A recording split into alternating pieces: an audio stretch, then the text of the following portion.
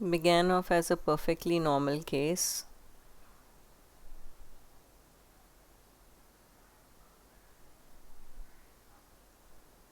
Purpose of showing the full video is to see if at any point was there any pull on the equator during phacoemulsification or during irrigation aspiration.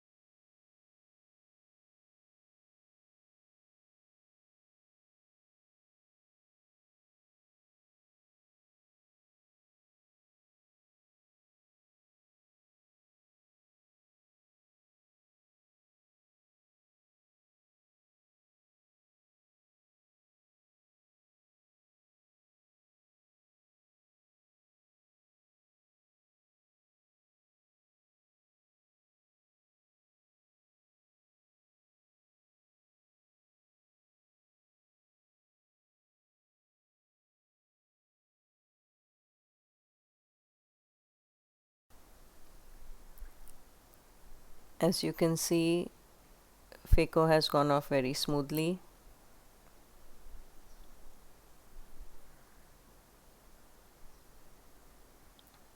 There is no show of shallowing of the chamber.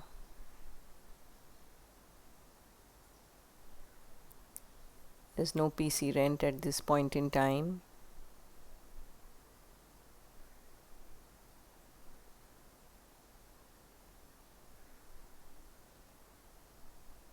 Generally, if there is a V loss at this stage, aspiration would have become difficult due to blockage of the aspiration port with the vitreous.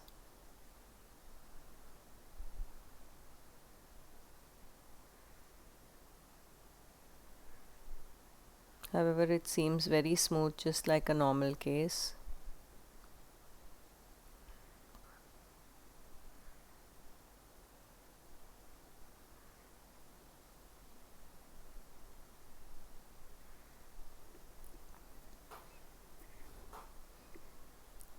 Technis monofocal is being implanted.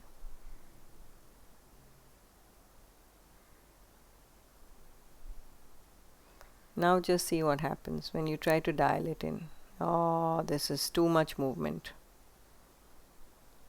some sort of equatorial capsular dehiscence at the equator. Try to reposition the IOL. At this point, one may be tempted to leave it there, but if you see, it's got a tendency to shift towards the hiatus.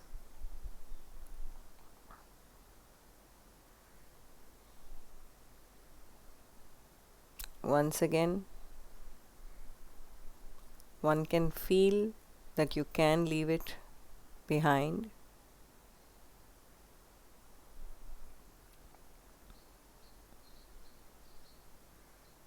When you try to tap on the IOL, you can even try and stabilize it. You can see the rent.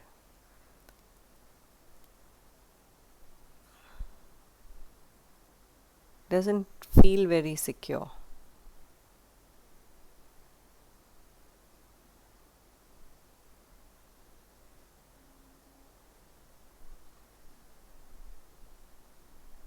You can see in detail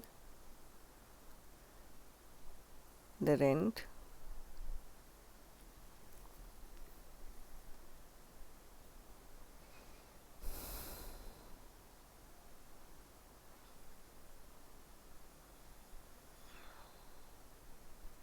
Very clearly seen here.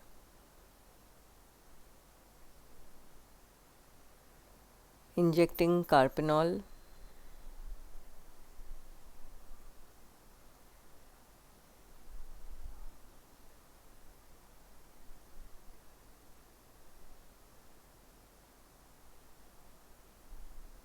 Checking if it is okay to leave it behind. Tapping on the lens.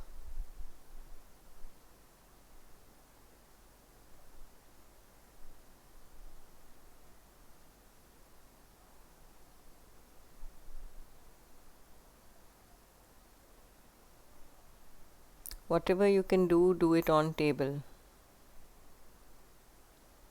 Avoid creating a situation in which you have to take the patient in to the operation room once again.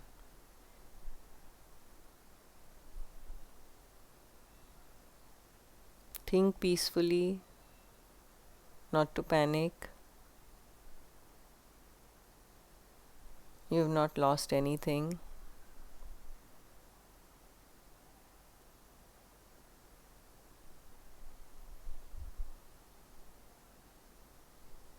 See, it looks so nice right now.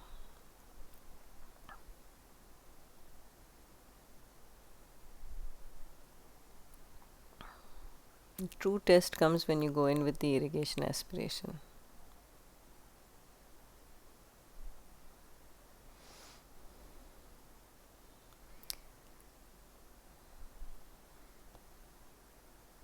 So a decision is taken to explant the monofocal single piece lens.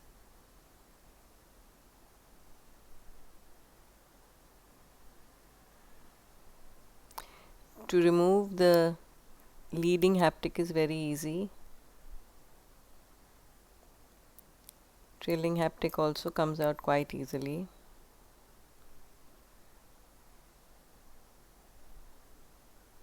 Now we do not wish to extend the incision. So with whatever scissors are available, they will cut the lens. Even if you don't have special lens cutting scissors, it's okay. Just need to stabilize the lens at the other end with a push-pull.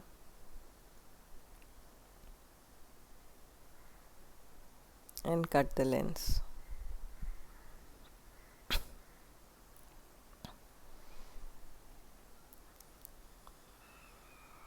Purposely the video has been left without fast forwarding or editing too much.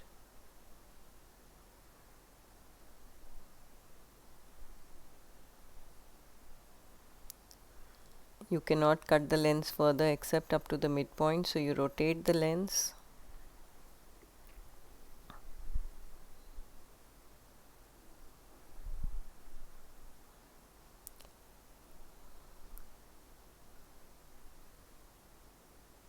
This is with very simple instrumentation. This is not a lens cutting forceps. It's an ordinary tenotomy scissor. Keep inflating the anterior chamber. We don't want a hazy cornea the next day. Keep protecting the endothelium. You've got half the piece out.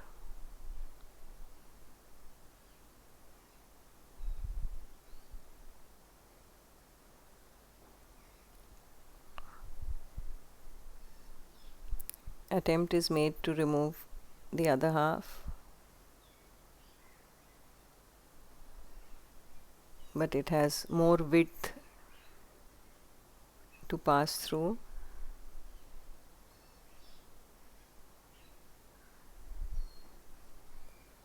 So once again, just rotate it so that you can get the narrowest part of the lens through the incision.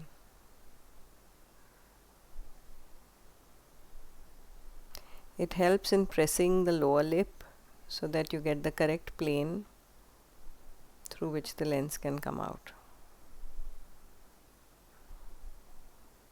There is a little stretch because you're trying to remove it through a small incision. The full lens is out.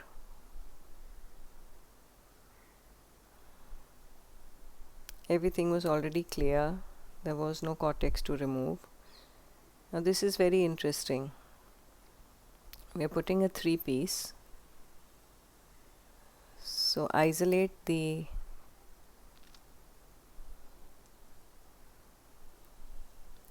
haptic.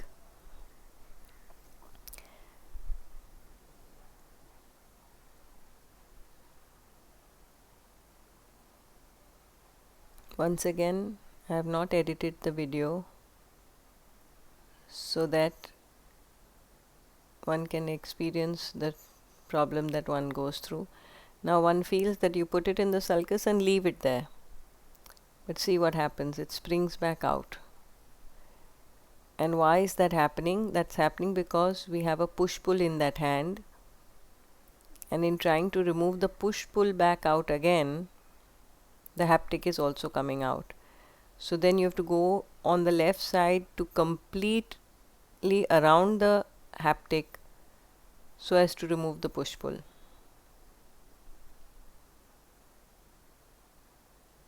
Once you've got your leading haptic in, don't go from the main incision as it will shallow the chamber. Go from the side port and secure your lens in the sulcus above your rhexis.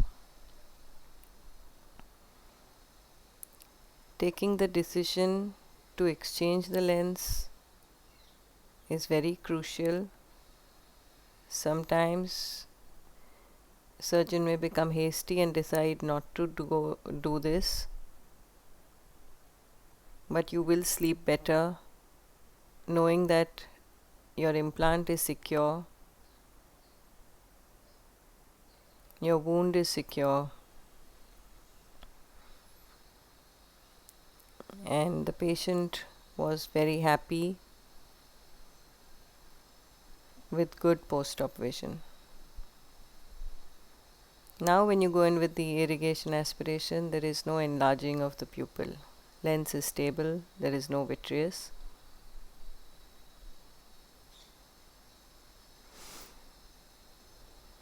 All's well that ends well.